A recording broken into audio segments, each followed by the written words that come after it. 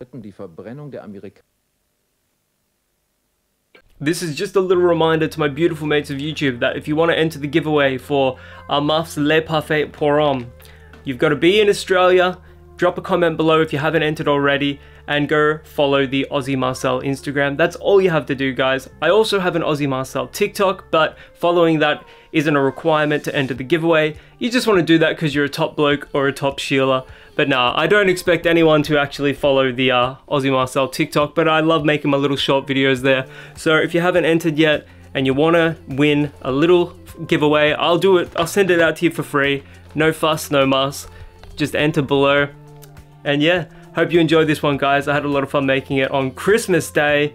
Merry Christmas. What is up, my absolutely stunning mates of YouTube?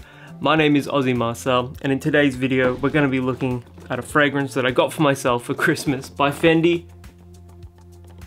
Fendi Pour Homme.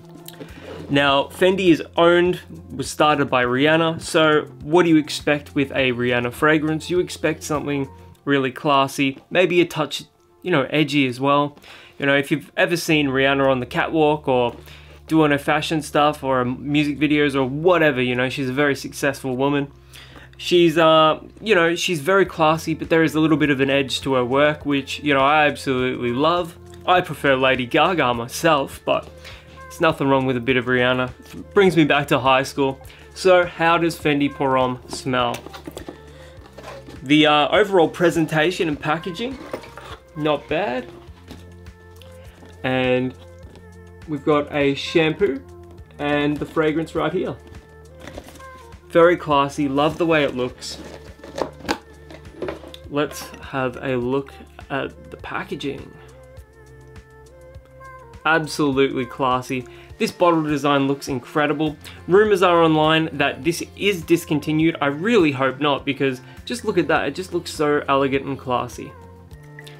How does it smell though? One for me, one for the hand.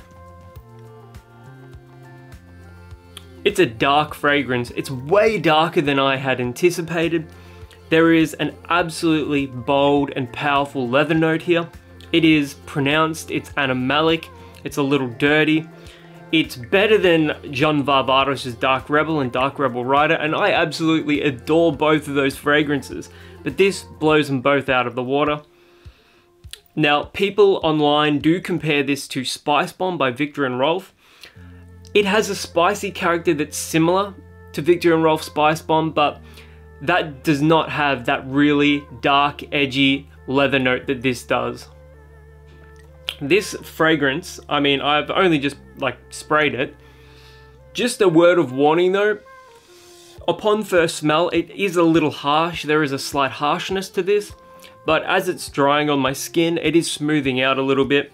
So don't judge it by the first minute or so of wearing it. I think that's a bad idea to judge any fragrance by how harsh the opening is. But as it's sort of drying on my skin, I'm getting more of that spicy nuance. I don't get tobacco, so again, it's not similar to Viktor and Rolf Spice Bomb in that regard. But this is very, very powerfully a leather scent. Like, I don't get a huge amount of notes here that aren't leather. I get maybe a touch of cardamom, some sort of like a cooking spice note. It's very much a fall and winter scent, so it's Christmas here in Australia. It's summer, Christmas Day, and probably not ideal because the weather's going to be warm today, but it's Christmas, so I'm treating myself to a beautiful leather scent. $50 Australian on clearance for the gift box here, and for that price, I think it is exceptional value. Just the way it smells alone, it's my sort of fragrance. Fragrances like this, I'm always going to have a little bit of a bias towards fragrances that are dark, fragrances that are leathery. You know, I gravitate towards those types of scents. Even though they aren't the best for compliments, they're still much more in line with how I want to smell. And I know that's kind of rich coming from a vegan, you want to smell like leather, but you know, all aroma chemicals that smell like leather do not come from animal sources, so you can still smell like leather and not contribute to animal suffering or anything like that. But I know you guys aren't here for that. You're here for, does this smell good? If you like leather scents, if you like dark, mysterious, bad boy scents, Fendi Pour Homme may be worth checking out for you. Again, I just want to bring up the presentation. because this looks pretty damn good. I love the way it looks and the really rich, deep amber color of the juice inside. Even coming from the atomizer, it's powerful. I'll update the video description or add it or pin a comment to the top regarding the performance, but so far there is a little bit of a brightness in the opening that just lifts that leather up. But this is first and foremost a leather scent, and I was absolutely not expecting that. Comparisons to Viktor & Rolf Spice Bomb I don't think hold too much water, so I wouldn't pay attention to those, because this is, you know, quite a bit different from Spice Bomb. It does sort of, the leather note in this does sort of remind me a little bit of like Tuscan leather and the Tuscan leather clones, but there's not really a heavy smokiness to this. There's not like a very screechy sort of Middle Eastern smoky vibe to this one. This is just one of those clear-cut leather scents for fall and winter. And so if you're in the market for a leather scent for fall and winter, maybe add this to your list of fragrances to check out, because in my opinion, this, at least as far as the fragrance DNA itself, this is basically a 10. This is exactly how I want to smell. This is how I imagine myself smelling. Props to Fendi, props to Rihanna for releasing something that smells so incredible. Again, I will provide a performance update later on. It's Christmas Day here. I'm gonna go out and drink some Guinness with the family, but you know, as always, I will be the only one drinking Guinness. And because I've got Velvet Oud here with me right now, I just want to smell this a little side by side, because this does have a very prominent leather note. Let's just spray it on my hand.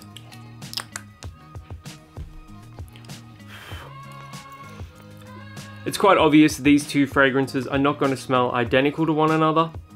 So don't think for a second that I'm suggesting these two smell identical. But I just wanted to compare the leather notes, just because this is the first fragrance that I can pick in here that has leather. The Velvet Oud, which is sort of like a Tuscan leather clone, it's just a little too fruity in the opening to truly compare to Fendi Pour Homme. But the leather notes aren't too dissimilar. If you remove the smoky facets and the fruity facets from Velvet Oud, you'd be left with a leather that's actually quite similar. I knew I had another leather scent here to test it out with. Johnny V, John Varvatos' Heritage.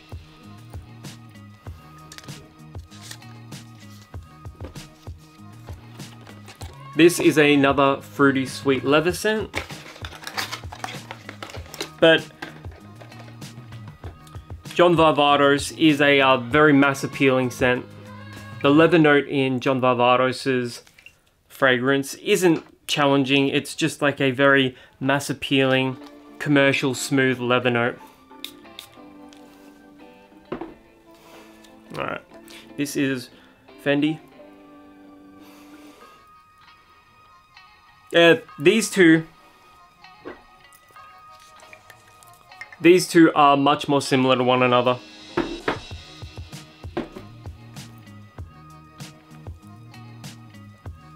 John Varvatos is just a fruitier interpretation of a leather sort of fragrance. I still prefer the potent dark leather note of Fendi Pour Homme, but if you want something that's going to be definitively more mass appealing, less challenging to people, more wearable in public, and something that you could probably more easily get away with in summer and the warmer weather, maybe check out John Varvatos. As with all Johnny V fragrances, performance with this one isn't great. It's gonna fade away pretty quickly, but whilst people can smell it on you, it does smell incredible. As far as the way this one smells, it is almost a 10, but performance is probably a 5 out of 10. It's average across the board. But yeah, very mass appealing, leathery. It's not going to challenge people. People are gonna love to smell this one on you. You're gonna get bulk compliments for this one. But the pick of the bunch of these three leather scents is without a doubt Fendi Pour Homme. If you haven't smelt Fendi Pour Homme yet, definitely check it out. My god, this is an incredible scent. If you can get it for around the $50 Australian mark like I did, I would highly recommend it, especially if you love your animalics, and your leathers. If you've ever worn Fendi before, let me know in the comments below. I can't wait to hear what my beautiful mates of YouTube have to say. And until the next video, Merry Christmas guys, I love you all. I'll catch you guys around.